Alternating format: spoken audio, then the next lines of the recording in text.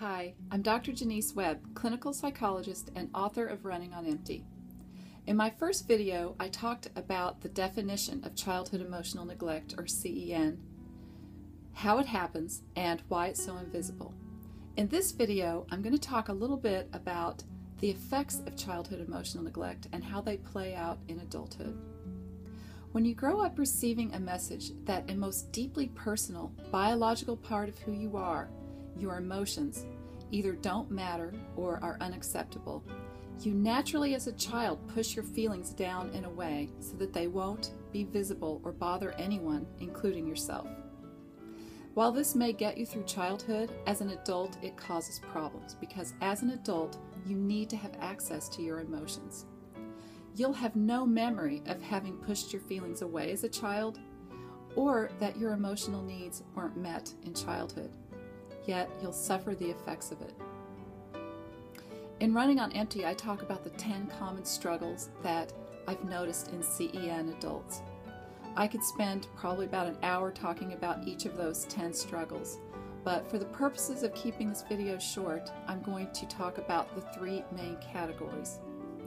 The 3 categories are emotional skills and knowledge, self-care, and blame, shame, and self-directed anger. So let's talk about the first one, emotional skills and knowledge. When you grow up with parents who are not attuned enough to emotions, you don't get enough opportunity to learn about emotions, about how to identify, express, or manage your own feelings or those of other people. So it can be hard to make sense of relationships, or of your own behavior or of others' behaviors. You might be mystified about why you do certain things, and you might find relationships to be pretty confusing. The second category is self-care. The message, "your feelings don't matter," to a child is read by the child as, "you don't matter." If you grew up receiving this message as an adult, you'll put other people's needs before your own because you honestly feel deep down inside that your feelings and needs don't matter. You'll find it difficult to say no when people ask you for something. It will be hard for you to ask other people for help or to rely on other people. You'll have plenty of compassion for others, but very little for yourself. Generally, you just feel like an island who's there to service other people, but who's not allowed to have your own feelings and needs. The third category is blame, shame, and self-directed anger. CEN causes you to struggle with all kinds of confusing feelings that are difficult to name. For example, when your emotions are pushed away, it can make you feel a sense of emptiness, like something is missing inside of you, but you can't quite identify what it is.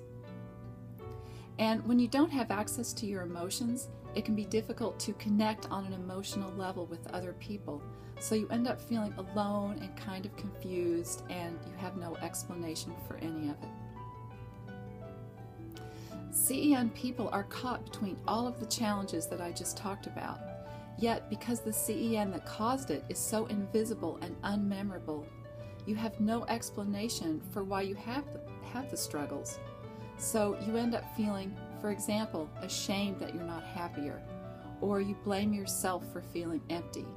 You're angry at yourself for being confused in your relationships or for avoiding relationships, and you feel deeply, secretly flawed, and you blame it on yourself.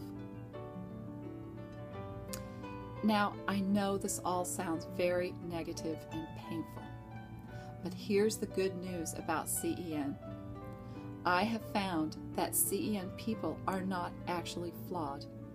CEN is not a disease, and it's not a defect. It's just something that didn't happen for you as a child that you can provide for yourself as an adult. All it takes is some dedication and motivation and some work, and you can heal from CEN.